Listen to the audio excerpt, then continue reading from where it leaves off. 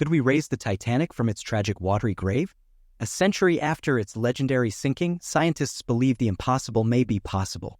From giant inflatable balloons to freezing the wreck with liquid nitrogen, join us as we explore bold, creative ideas for retrieving the iconic Titanic. Number 10. Freezing with liquid nitrogen.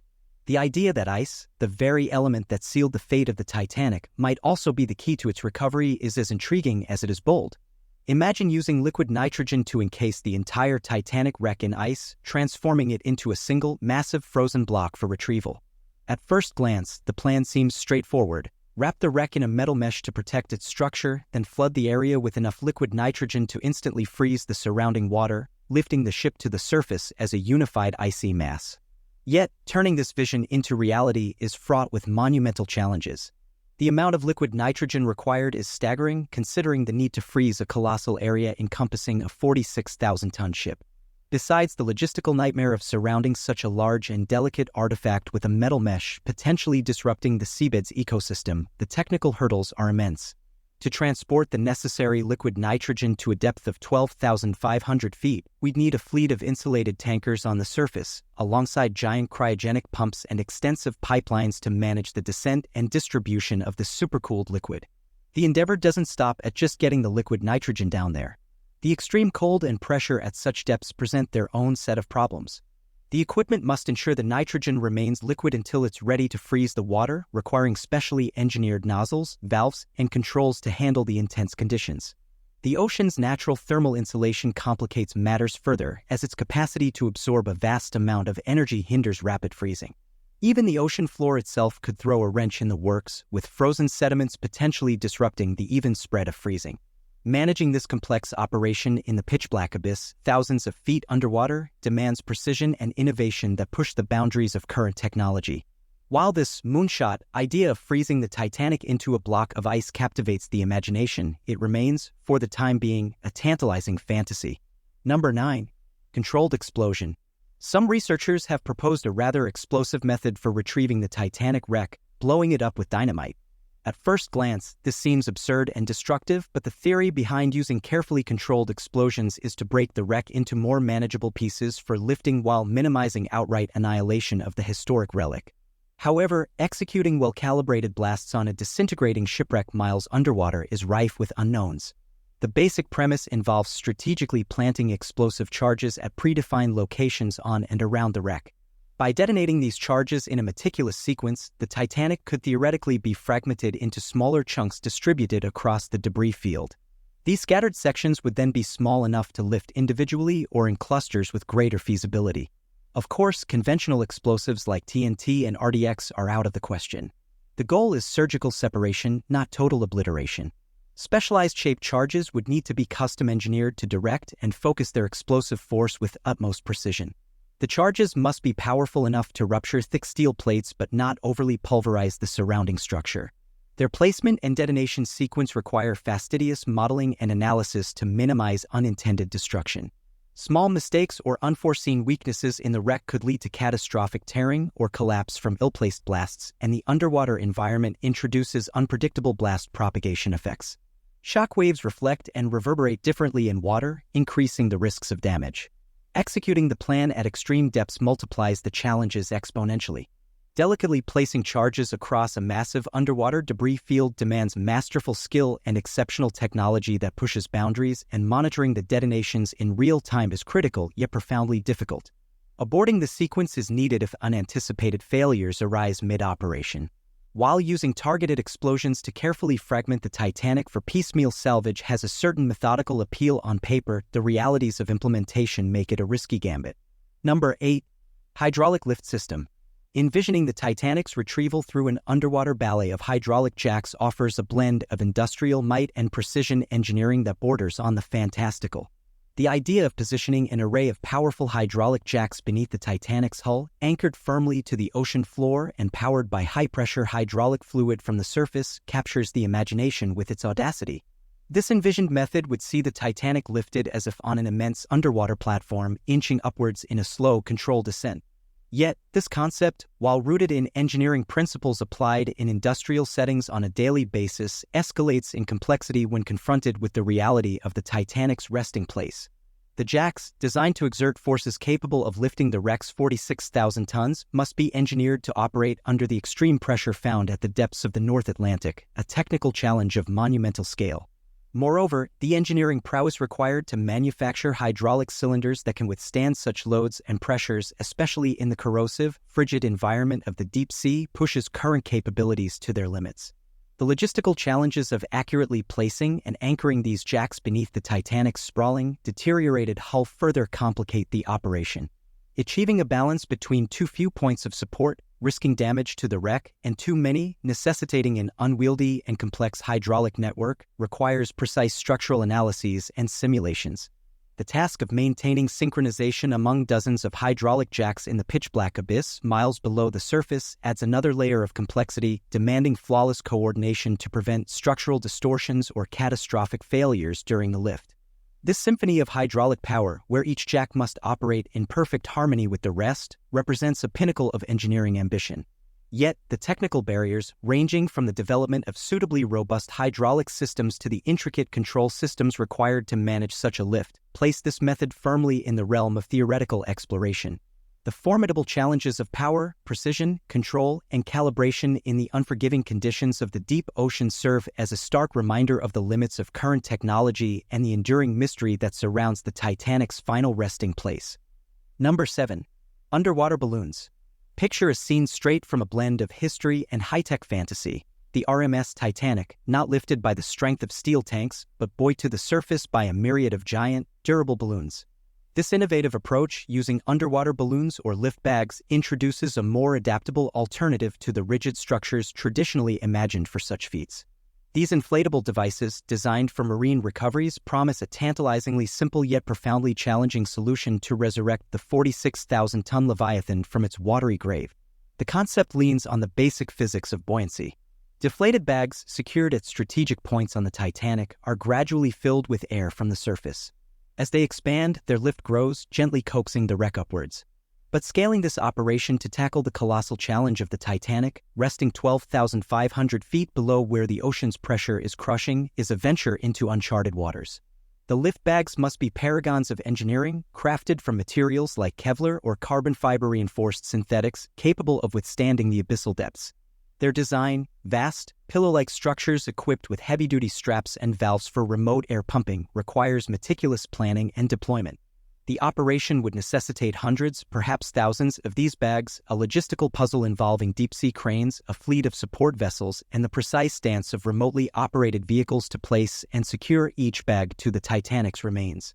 The act of inflation itself must be orchestrated with the precision of a symphony, each bag filled in a meticulously calculated sequence to avoid imposing uneven forces that could warp or even rend the historic wreck apart. This delicate balance demands an advanced control system capable of monitoring and adjusting the process in real time, ensuring the Titanic is lifted as one cohesive whole.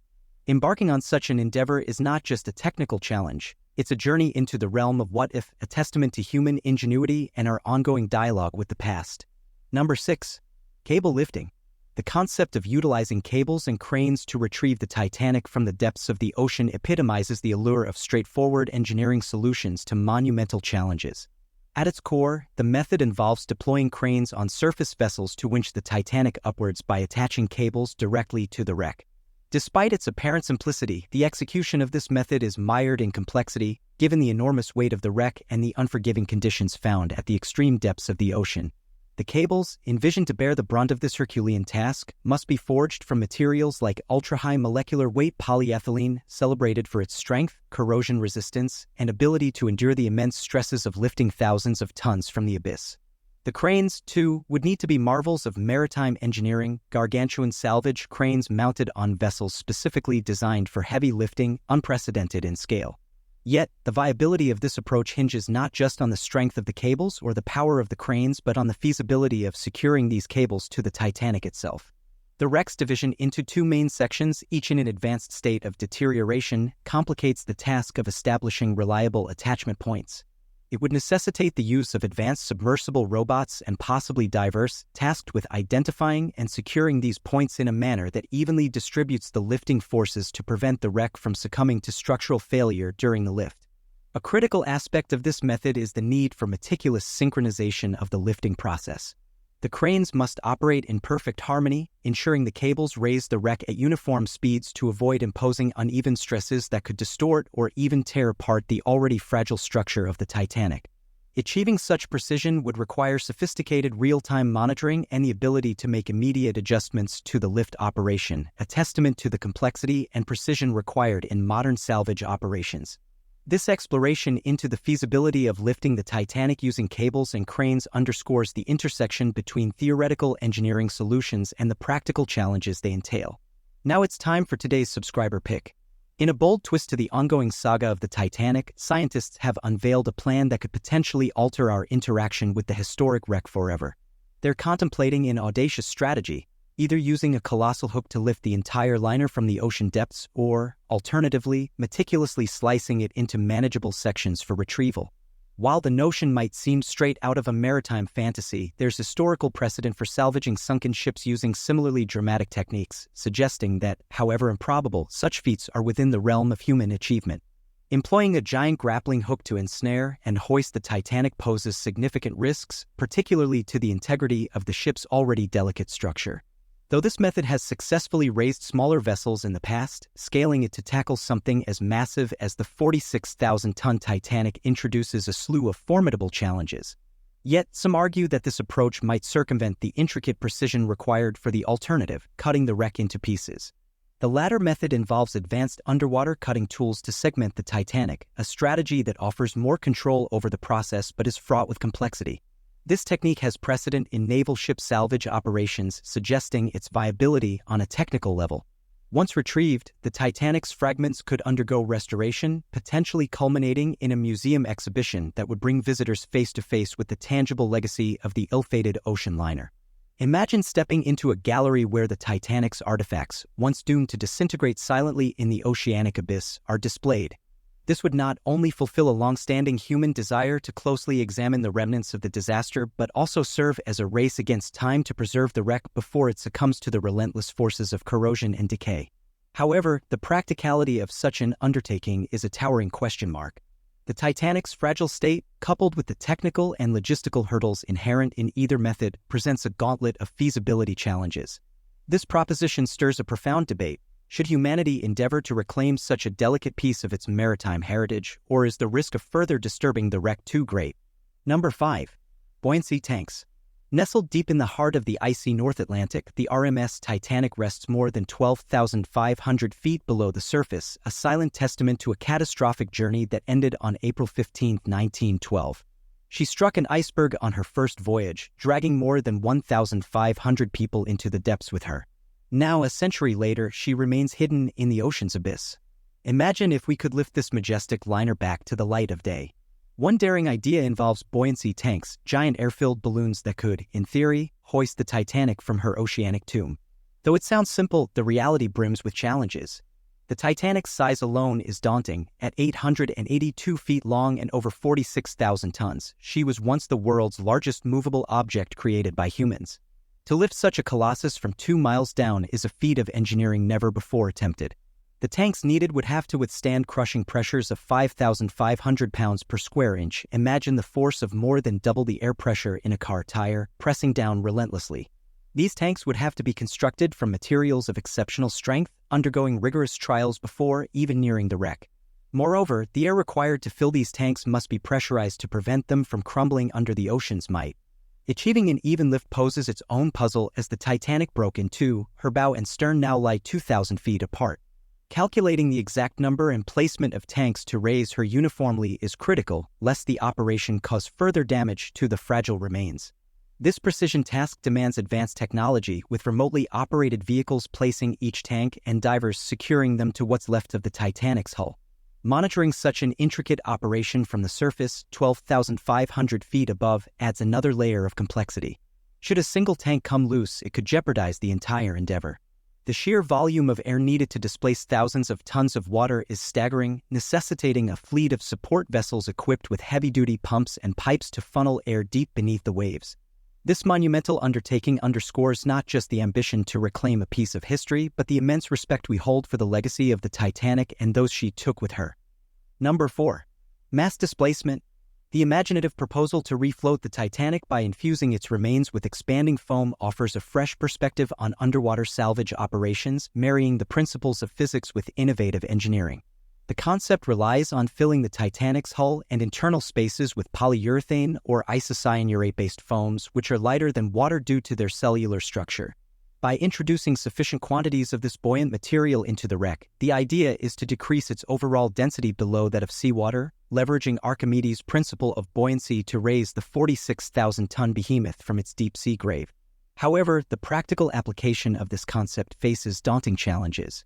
Firstly, the logistical feat of transporting and deploying the necessary volume of expanding foam components to the Titanic's resting place is monumental. This operation would necessitate mixing the foam components at depth, requiring miles of heavy-duty, flexible hosing capable of withstanding the crushing pressures of the deep ocean. Implementing a foam injection network across the Titanic's sprawling wreck involves navigating a labyrinth of deteriorated compartments and passageways, many of which have collapsed over the centuries since the ship's sinking. Targeting these injections accurately would depend on detailed sonar scans and interior mappings to identify viable spaces for foam expansion without compromising the structural integrity of what remains of the ship. The process of controlling the foam's distribution to ensure a balanced and gradual increase in buoyancy is critical. It necessitates a delicate balance to avoid overpressurization that could damage the fragile bulkheads of the wreck. The ultimate goal is a controlled ascent that minimizes the risk of the wreck disintegrating or experiencing undue stress during the lift. Alternatives to expanding foam, such as filling the hull with wax or injecting ping-pong balls, share the underlying principle of displacing water to decrease density but introduce their own set of complications. Wax could solidify before reaching its intended destination, while ping-pong balls would not withstand the extreme pressures at depth, and both methods would struggle to uniformly permeate the wreck's complex interior. This innovative approach to raising the Titanic underscores the intersection of theoretical physics and the harsh realities of deep-sea engineering. While captivating in theory, the myriad technical, logistical, and environmental hurdles highlight the complexities of interacting with the wreck as iconic and fragile as the Titanic. Number 3. Lifting wreck and parts. Imagine an underwater operation of unprecedented scale, akin to performing surgery in the ocean's depths. Here, the patient is none other than the RMS Titanic, resting in silence on the ocean floor. The mission? To delicately section the iconic wreck into pieces for individual retrieval. This ambitious salvage strategy pushes the envelope, demanding unparalleled precision in slicing through the Titanic's decaying structure at extreme depths. The concept hinges on deploying cutting-edge technology, robotic arms wielding an arsenal of advanced tools designed to navigate the wreck's complexities. The challenge then morphs from lifting an enormous mass to managing a collection of smaller, more manageable pieces. Yet, the crux of this endeavor lies in the execution, cutting through the Titanic with surgical precision. The operation's success is tethered to robotic and autonomous vehicles navigating the pitch-black, pressurized environment far from human hands. These machines must balance the brute force needed to cut through steel and the finesse required to preserve fragile sections, employing a mix of hydraulic shears, diamond wire saws, plasma torches, and more. Yet each tool's strengths and weaknesses must be carefully weighed. Determining where to make these cuts is a colossal challenge in itself, requiring intricate structural analyses to ensure the ship doesn't collapse during the operation. This intricate dance of destruction must account for the Titanic's weakened state, avoiding areas where the ship's deterioration could spell disaster for the salvage attempt. This isn't mere speculation. History has shown the risks involved. In 1996, an effort to lift a 21-ton piece of the Titanic's hull ended in failure. Despite attaching diesel-filled balloons to the section, the lines snapped, and it plummeted back to the seabed. The operation, costing $1.5 million, served as a stark reminder of the ocean's unforgiving nature. This vision of an underwater operating room for the Titanic stretches the boundaries of current salvage operations, presenting a series of technological, logistical, and environmental hurdles. Yet, it also embodies the human spirit's relentless pursuit of innovation and the enduring fascination with one of history's most tragic maritime disasters. Number 2. Submersible cranes. In an audacious leap forward in maritime salvage, a new plan to rescue the Titanic from its deep-sea crypt has emerged, blending cutting-edge technology with sheer engineering prowess. The centerpiece of this ambitious proposal is the submersible crane, a marvel of modern engineering designed to operate in the abyssal pressures of the deep ocean, where the weight of the water exerts more than 5,500 pounds per square inch. This isn't just any marine crane.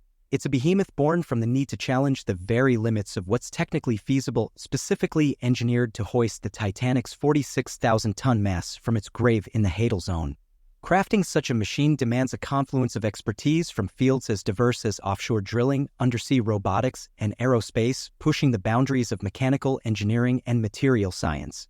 Every component, from the crane's robust lattice arms and powerful electric motors to their hydraulic systems, must be resilient enough to endure the harsh, corrosive environment of deep-sea operations, all while operating in near-freezing temperatures. Yet, the challenge doesn't end with surviving the extreme conditions or possessing the brute strength to lift the equivalent of 5,000 African elephants. The operation's success hinges on marrying this raw lifting capacity with unparalleled precision and delicacy. The Titanic, after over a century on the ocean floor, is in a state of advanced decay. Its steel structure, split during its descent to the seabed, now lies fragile and partly buried in sediment. The task at hand requires more than just muscle, it demands a surgical approach. The cranes must navigate the delicate balance between applying enough force to lift the wreck while ensuring that the attachment points do not further damage the Titanic's corroded hull and collapsed decks. The intricacy of this operation is akin to performing a high-stakes ballet in the abyss, with each movement and adjustment meticulously calibrated in real time based on sophisticated sensor feedback. This vision of submersible cranes represents not just an engineering feat, but a testament to human aspiration and reverence for history. To lift the Titanic would be to reclaim a piece of our past with the most advanced tools of our present, a harmonious blend of strength and sensitivity. Number 1. Lifting with magnets. What does a strong magnet do to iron? Attract it. What if we could use magnetism itself to raise parts of the Titanic wreck by attaching powerful electromagnets to the Titanic's ferrous hull materials? She could be lifted off the bottom using magnetic force. This futuristic method offers a non-conventional way to retrieve pieces of the disintegrating liner. However, the realities of implementation, especially at extreme ocean depths, severely diminish its feasibility. The basic premise centers on using large salvage electromagnets to attach to and pull upwards on iron and steel components of the wreck, such as hull plates and structural framing. These water-tightened electromagnets generate powerful magnetic fields when electrical current runs through them. In theory, the magnetic attraction force could provide enough lift to raise some wreck fragments despite their scale and weight. Yet therein lies the first technical barrier: generating magnets with enough raw strength to physically lift multiple-ton pieces of a shipwreck from thousands of feet down. The extreme water pressures and corroded, pitted surfaces down there necessitate magnets with outrageous field strengths and massive power draws. Their electrical cabling must also be super-reinforced to avoid rupture when lifting at full power.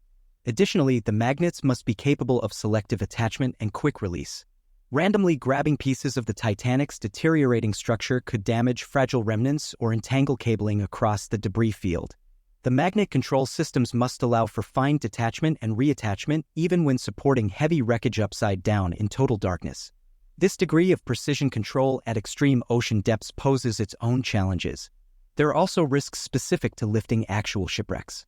The Titanic's structural integrity is severely compromised after a century on the sea floor. Magnetic lifting stresses could cause unintended corrosion fractures or even detach rivets and collapse plates. Sudden shifting or collapse of wreck debris while lifted could also snap cabling and bury or entangle the electromagnets. These hazards only intensify the deeper the operation is conducted. The concept of surgically lifting pieces of the Titanic wreck using selectively applied magnetic force is genuinely compelling. Unfortunately, the realities of cobbling together extreme water electromagnets, powerful yet precise enough to mechanically hoist large masses of disintegrating shipwrecks from thousands of feet down, are stacked heavily against this futuristic salvage method.